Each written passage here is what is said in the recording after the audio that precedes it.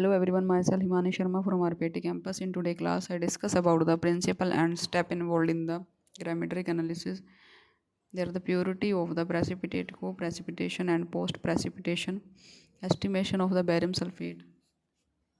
Introduction. The term gravimetric pertains to a weight measurement. Gravimetric method is one in which the analysis is completed by a weighing operations. Gravimetric analysis is a group of analytical method in which the amount of analytes is determined by the measurement of the mass of a pure substance containing the analyte. Gravimetric methods can also be defined as the quantitative method based on the determining the mass of a pure compound to which the analyte is chemically related.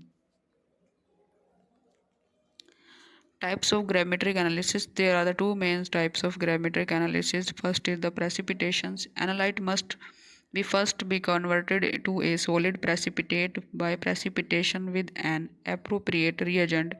The precipitate from the solution is filtered, washed, purified if it necessary and weighed.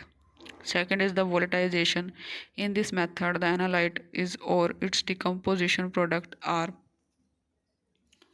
the volatilized, dried, and then collected and weighed, or alternatively, the mass of the volatilized product is determined indirectly by the loss of mass of the sample. Next is the examples of the precipitation. Calcium can be determined gravimetrically by precipitation of calcium oxalate and ignitions of the oxalate ion to the calcium oxides.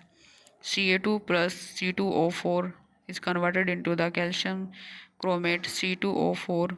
This precipitate thus obtained are weighed and the mass of the calcium oxide is determined. Next, the analyte or its decomposition product are volatilized at a suitable temperature. The volatile product is then collected and weighed. That is, the mass of the product is then directly determined from the loss in the mass of the sample. Water can be separated from most of the inorganic compounds by ignitions, and the evolved water can be absorbed on any of the several solid desiccates. The weight of the water involved by the calculation from the gain in weight of the absorbent. Not all the insoluble precipitates are well suited for the gravimetric analysis. Criteria for the successful determinations. For a successful determinations in gravimetric analysis, the following criteria should be met.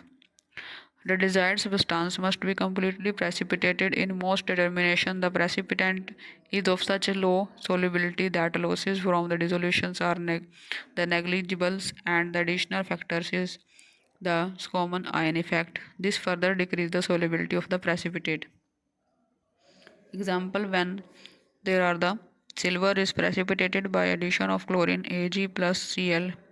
The low solubility of AgCl is reduced further by the excess of chlorine, which is added force onto the reaction to process toward the right side.